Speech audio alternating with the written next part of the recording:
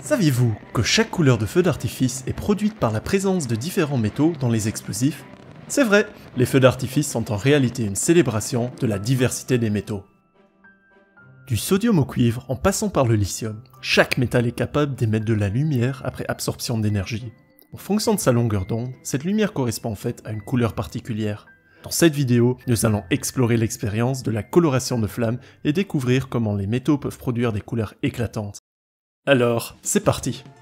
Mais avant de commencer, quelques consignes de sécurité pour garantir le bon déroulement de l'expérience. Nous recommandons le port d'une blouse de labo, de lunettes de sécurité et des gants, et un extincteur à proximité. Maintenant, commençons l'expérience. Il nous faut 7,5 g d'acétate de calcium, 25 ml d'eau distillée, 75 ml d'éthanol absolu et différents sels. De plus, il nous faut 2 bêchers, une balance, un verre à pied, un agitateur en verre, une plaque en pyrex, une cuillère et un briquet. Préparation de l'expérience. Dans le bécher de 100 ml, nous dissolvons au maximum les 7,5 g d'acétate de calcium dans les 25 ml d'eau distillée. Le but est d'avoir une solution saturée en acétate de calcium. Il s'agit de la solution A. Remplissons le bécher de 400 ml avec environ 75 ml d'éthanol. Il s'agit de la solution B. Nous versons la solution A lentement sur la solution B tout en agitant en permanence avec l'agitateur en verre la solution du bécher contenant l'éthanol. Attention de ne pas verser l'excès en solide de la solution A dans la solution B. Le gel est prêt.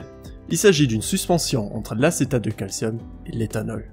Déposez sur la plaque en pyrex en ligne droite une boule d'un diamètre de 1 à 2 cm environ pour chaque sel, espacée de quelques centimètres, légèrement égouttée pour enlever l'excès d'éthanol. Aplatir chaque boule pour avoir un disque pas trop épais et saupoudrer chaque disque de gel avec le sel désiré. Déroulement de l'expérience. Enflammons un disque après l'autre. Attention, ne pas oublier d'enlever les gants.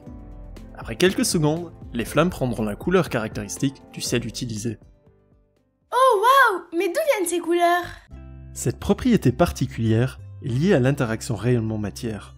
Tout d'abord, il faut savoir qu'un métal est composé d'un ensemble d'atomes, chacun étant composé d'un noyau central autour duquel gravitent des électrons. Dans notre expérience, ce sont les sels qui contiennent des atomes métalliques. Dans les sels, les métaux se trouvent en fait sous forme d'atomes chargés positivement. Ces atomes ont une certaine énergie, mais pas n'importe laquelle. En fait, les atomes ne peuvent avoir que certaines énergies bien définies. On dit qu'ils occupent des niveaux d'énergie. Ces niveaux d'énergie sont dits électroniques, car ils sont liés à l'arrangement des électrons autour du noyau. On peut représenter cela sur un schéma. Sur une échelle d'énergie, on peut représenter deux niveaux. Le niveau 1 étant plus bas en énergie que le niveau 2. L'atome de métal peut soit être dans le niveau 1, soit dans le niveau 2, mais jamais avoir une énergie intermédiaire.